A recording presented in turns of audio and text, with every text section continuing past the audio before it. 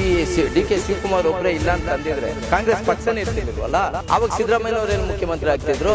ಈಗ ಅವ್ರು ದುಡ್ದಿರೋದಕ್ಕೆ, ಅವ್ರು ಕಷ್ಟಪಟ್ಟಿರೋದಕ್ಕೆ ಅವ್ರಿಗೊಂದು ಸ್ಥಾನಮಾನ ಕೊಡೋದ್ರಲ್ಲಿ ತಪ್ಪೇನಿಲ್ಲ, ಕೊಡಬೇಕು. D K Shivakumar, D K Surya ಅವರು ಇಲ್ಲ ಅಂದಿದ್ರೆ ಕಾಂಗ್ರೆಸ್ ಪಕ್ಷದಲ್ಲಿ ಯಾವುದೇ ಕಾರಣಕ್ಕೂ ಪಕ್ಷನೂ ಬರ್ತಿರ್ಲಿಲ್ಲ. ಕಾಂಗ್ರೆಸ್ ಪಕ್ಷನ ಯಾರೋ ಬೆಳ್ಳಿ ಎಣಿಕೆ ತರ ಕಾಂಗ್ರೆಸ್ ಪಕ್ಷದ ಎಲ್ಲದೇ ಅಂತ ಹುಡ್ಬೇಕಾಗಿತ್ತು. ಅವ್ರು ಇರೋ ದೇಶದಿಂದ ಎದಗುಂದಿದೆ. ಅವ್ರು ನಿಂತ್ಕೊಂಡು ಕಲ್ಲು ಬಂಡೆ ಅಂತ ಏನ್ ಹೆಸರು ತಕೊಂಡಿದ್ದಾರೋ ಅದೇ ರೀತಿ ಕಲ್ಲು ಬಂಡೆ ತರನೇ ಅವ್ರು ಕಾಂಗ್ರೆಸ್ ಪಕ್ಷಕ್ಕೆ ದುಡ್ದು ಒಂದು ಕಾಂಗ್ರೆಸ್ ಪಕ್ಷ ಏನು ಅಂತ ತೋರ್ಸ್ಕೊಟ್ಟಿರೋರು ಅವರು. ಈಗ ಅವ್ರು ದುಡ್ದಿರೋದಕ್ಕೆ, ಅವ್ರು ಕಷ್ಟಪಟ್ಟಿರೋದಕ್ಕೆ ಅವ್ರಿಗೊಂದು ಸ್ಥಾನಮಾನ ಕೊಡೋದ್ರಲ್ಲಿ ತಪ್ಪೇನಿಲ್ಲ, ಕೊಡಬೇಕು.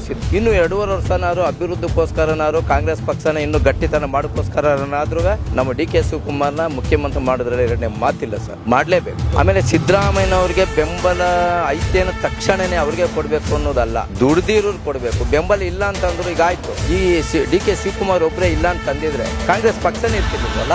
ಅವಾಗ ಸಿದ್ದರಾಮಯ್ಯನವರೇನು ಮುಖ್ಯಮಂತ್ರಿ ಆಗ್ತಿದ್ರು. ಅವಾಗ ಎಲ್ಲ ಕಾಂಗ್ರೆಸ್ ಪಕ್ಷನ ಉಲ್ಟಂ ಪಲ್ಟಾ ಮಾಡಿ ಬಿಜೆಪಿ ಸರ್ಕಾರ ಇನ್ನೊಂದ್ಸರಿ ಬಂದ್ಬಿಡುದಲ್ಲ. ಆವಾಗ ಸಿದ್ದರಾಮಯ್ಯನವರು ಯಾವಾಗ ಎಲ್ಲಿ ಮುಖ್ಯಮಂತ್ರಿ ಆಗ್ತಿದ್ರು. ಹಂಗಾಗಿ ಇವರು ಕಷ್ಟಪಟ್ಟು ಮಾಡವ್ರೆ, ಉಳಿಸವ್ರೆ, ಪಕ್ಷನ ಬೆಳೆಸವ್ರೆ. ಆ ಕೃತಜ್ಞತೆಗೋಸ್ಕರನಾದ್ರು ನಮ್ಮ ಡಿ ಕೆ ಶಿವಕುಮಾರ್ಗೆ 2.5 ವರ್ಷನಾದ್ರೂ ಮುಖ್ಯಮಂತ್ರಿ ಕೊಟ್ರೆ ಆ ಪಕ್ಷಕ್ಕೆ ಅವ್ರು ದುಡ್ದಿರೋದಕ್ಕೆ ಒಂದು ಬೆಲೆ ಸಿಗುತ್ತೆ ಸರ್.